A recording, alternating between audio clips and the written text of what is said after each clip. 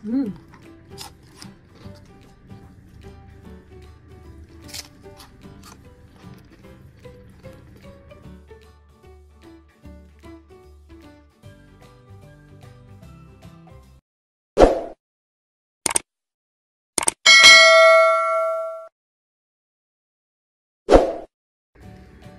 Hello guys! Kumusta na po kayo? Welcome back po ulit sa Luto Pinoy sa Amerika. And for today's video po, tayo po ay gagawa ng isang napakasarap po na merienda or appetizer.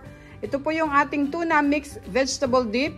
Ito po yung mga kailangan nating sangkap. Meron po tayo diyang mayonnaise, yung mixed vegetables na ating gagamitin, at ang ating sriracha para sa konting anghang niya. Maglalagay po tayo ng salt, black ground pepper, lemon juice.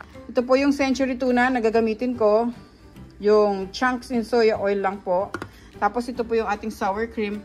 At ito naman po yung ating tortilla chips.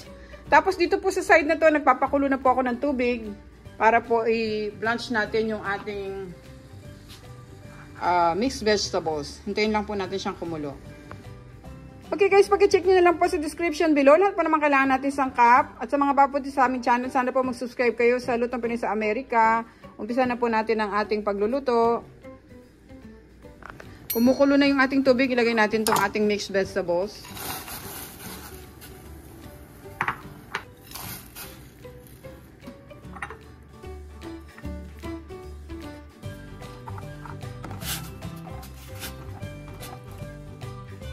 Tapos salain po natin sila sa strainer. Off na natin yung stove.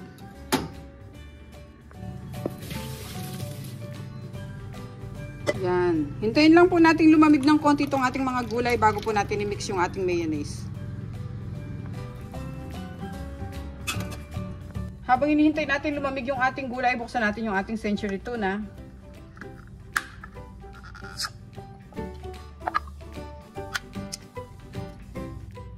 Salain natin para mawala yung oil.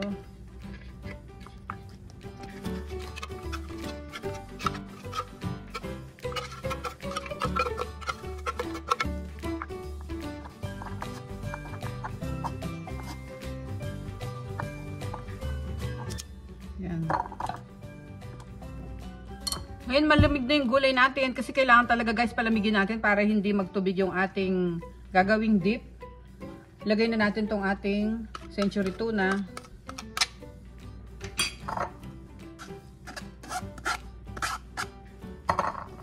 Yan. Tapos pwede na natin siya lagyan ng mayonnaise. Lagay tayo ng mga 1/3 cup. Ating sour cream. Mga 1/4 cup.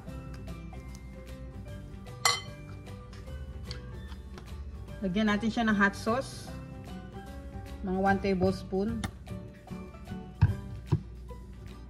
Tapos drizzle natin ng konting salt. Tsaka ng black brown pepper. Tapos lagay na rin natin itong ating lemon juice. Okay, haluin natin.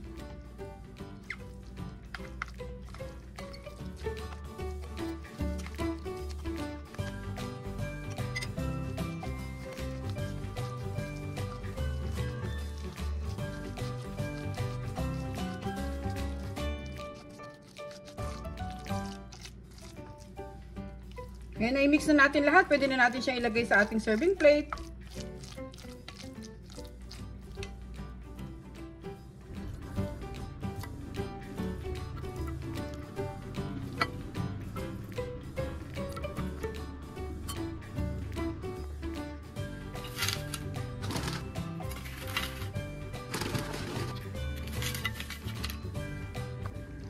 Okay guys, ito na po ang ating napakasarap na appetizer or pwede nating kainin habang nanonood tayo ng TV.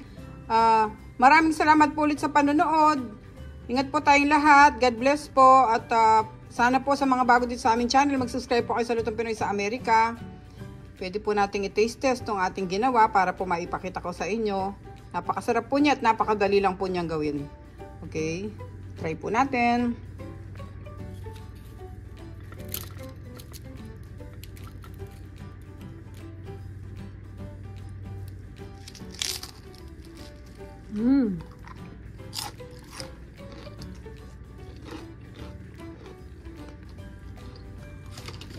Napakasarap po niya, guys. Pag kinain mo to, parang ayaw mo na tigilan. Ano?